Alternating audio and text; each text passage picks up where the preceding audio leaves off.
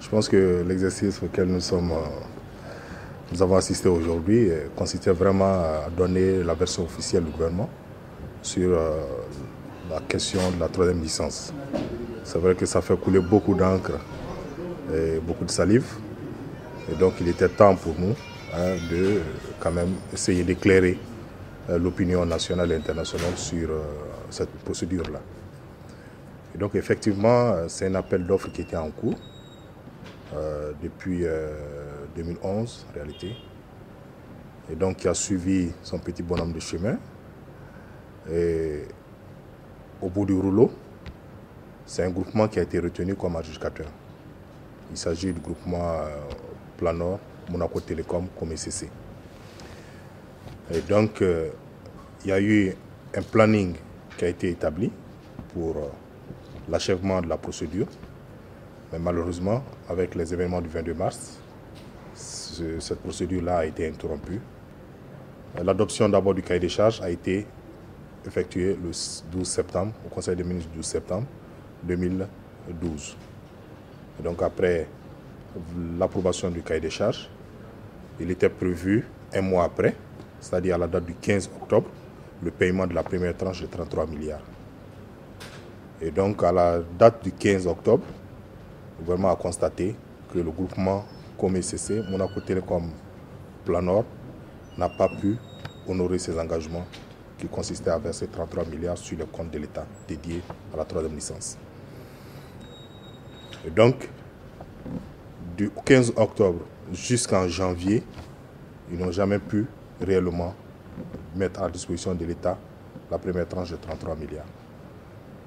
Donc, ce qui a poussé le gouvernement, le 11 janvier, au Conseil des ministres extraordinaire, d'annuler la procédure d'appel d'offres et d'envisager d'autres options afin de vendre cette licence-là.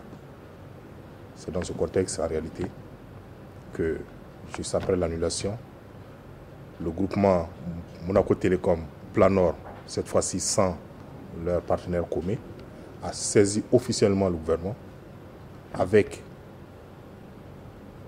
des offres qui disaient qu'ils sont prêts à revenir dans le dossier, cette fois-ci à deux, en gardant non seulement le montant issu de l'appel d'offres qui a été annulé, les 55 milliards, mais également ils sont prêts à respecter le cahier de charges à la lettre, comme ça a été élaboré dans la première procédure d'appel d'offres. Donc face à cette sollicitation, il y a un comité technique qui est en place, qui est chargé de gérer ce processus-là au niveau de mon département, qui est un comité interministériel composé de 5 départements ministériels, plus l'autorité de régulation des télécoms, qui a eu à analyser cette offre-là et a eu à suggérer au gouvernement de donner la licence par entente directe. Pourquoi? Parce que réellement, il faut signaler que 55 milliards pour le prix de la licence,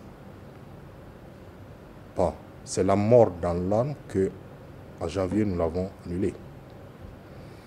Pourquoi? Parce que 55 milliards, ça c'était l'offre de Planor Monaco Télécom comme ECC. Mais le deuxième qui était bâti, un groupe hollandais, proposait 20 milliards. Vous voyez l'écart entre les deux. Donc, du coup, c'était comme une aubaine pour nous quand ils sont revenus pour dire qu'ils sont intéressés, avec des preuves à l'appui pour dire que les 33 milliards étaient disponibles effectivement sur des comptes, sur un compte à Bamako ici, sur un compte séquestre. Donc après analyse, après les différentes consultations, et donc en tenant compte vraiment de la législation en tant que telle, le gouvernement a décidé au Conseil des ministres du 21 janvier d'approuver d'abord une convention de concession de la licence à Planor et ensuite d'approuver le cahier des charges qui lui attribuait officiellement la licence. Donc après cette séance-là, cette validation ou l'approbation du Conseil des ministres, le paiement, la première tranche était prévue pour le 12 février. Le compte dédié aux produits de la troisième licence, ouvert au niveau de la BCAO, a reçu effectivement à la date du 11 février 33 milliards au titre de la première tranche de la licence. Donc après cette phase-là, il était prévu le paiement de la deuxième tranche pour le 13 mai passé.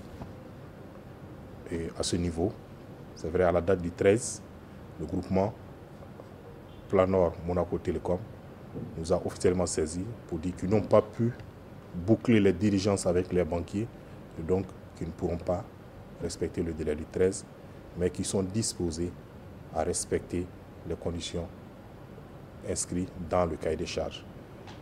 Donc, effectivement, qu'est-ce que le cahier des charges dit au cas où il n'était pas là, il n'arrive pas à payer le 13 mai?